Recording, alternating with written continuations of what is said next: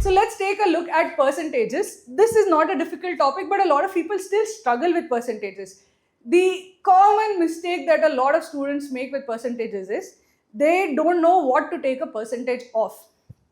When you say, okay, how much is A greater than B? I see a lot of students make this mistake. When I say how much is A greater than B in percentage terms, A minus B they'll put A in the denominator into 100%. Why is this the mistake? The mistake is that whenever you have any percentages, when you have to calculate increase, decrease, whatever, the word that comes after than is the base. So here when I say A greater than B, B becomes the base. Don't make this mistake. I know a lot of students in their hurry to do questions, particularly with questions that they think are easy, they make that mistake. Whatever is the word that comes after than is the base. So B has to be the base. So if I say how much is A greater than B, it has to be A minus B divided by B into 100%. If I say that, okay, 150% more than X, what is it? If I say Y is 150% more than X, what does it mean? That means that Y is X plus 150% more. So 150% of X. So therefore I will get, it is basically, I will say that it is X plus that. It is not 150% of X. If I say Y is 150% of X, it will be Y is equal to 1.5 times X. It is 150% more than X. So therefore it is X plus 150% of X. So this is X plus 1.5X. This is 2.5X. This is the only two things that you have to be careful of. That whenever you read the word than, the word after that becomes the base. Whenever you read more than, this has to be, you have to increase this by 100%. So then you will say Y is 250% of X. If you say it is Y is 150% of X, more than is not there, then it will just be 1.5X. Okay. This is the only mistake I see many times. I want you guys not to do it. In general, I think most of you know the formulas for percentages, but I will tell you in general what to do with percentages. If I say that it is an X% increase, okay, if I say A is X% more than B, then A is, it is an X%, it is 1 plus X% times B. Okay, sorry about this is not writing very well, into B. If it is an X% decrease, A is 1 minus X% times B. Here always see it is 1 plus 1 minus. So if it is 150% more than, it would be 1 plus 150%.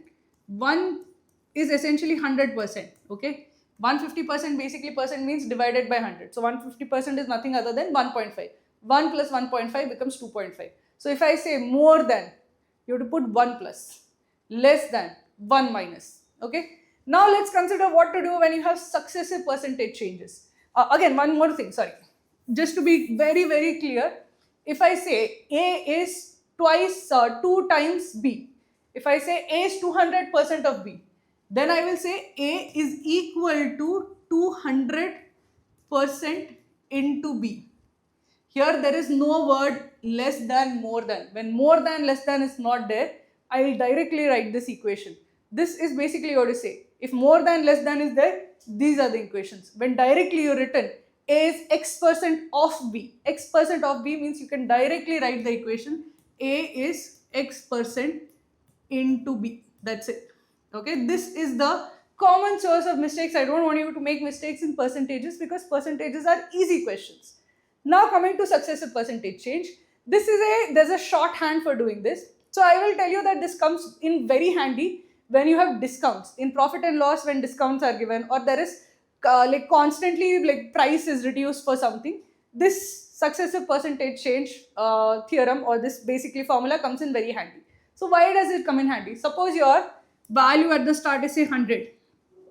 I reduce it first by 10%, and then again I reduce it again by 20%. And then you'll be asked, what is the overall change in the value? So I will say that my new value B is 10% lesser. So it would be 100 into 1 minus 10%.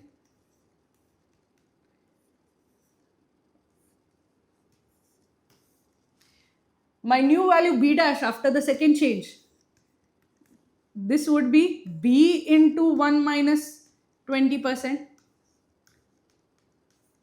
But B is itself like this. So I can say that if I plug in the value of B, I'll get 100 into 1 minus 10% into 1 minus, this is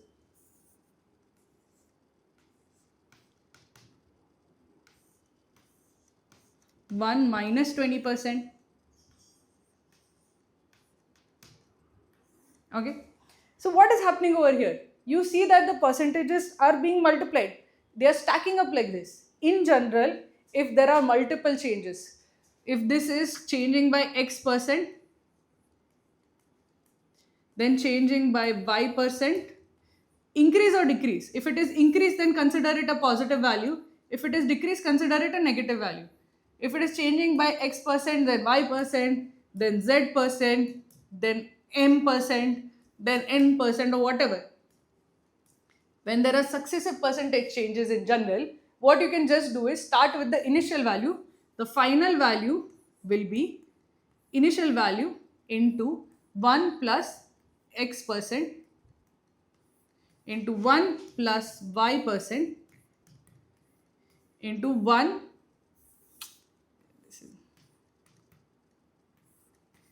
plus Z%, and so on. Okay, so you can stack it up directly like this. A lot of people do these intermediate steps where they say that okay, then it will become like this, then it will become like this. Don't need to do the intermediate step. You can just directly add it, append it to the side, end. Keep appending whatever are the percentage changes, keep appending it to the end. Now, there is a shorthand form. Suppose if I have two changes of X and Y. If I have a X percentage change and a Y percentage change. Okay, I will say that this is say A times 1 plus X%, 1 plus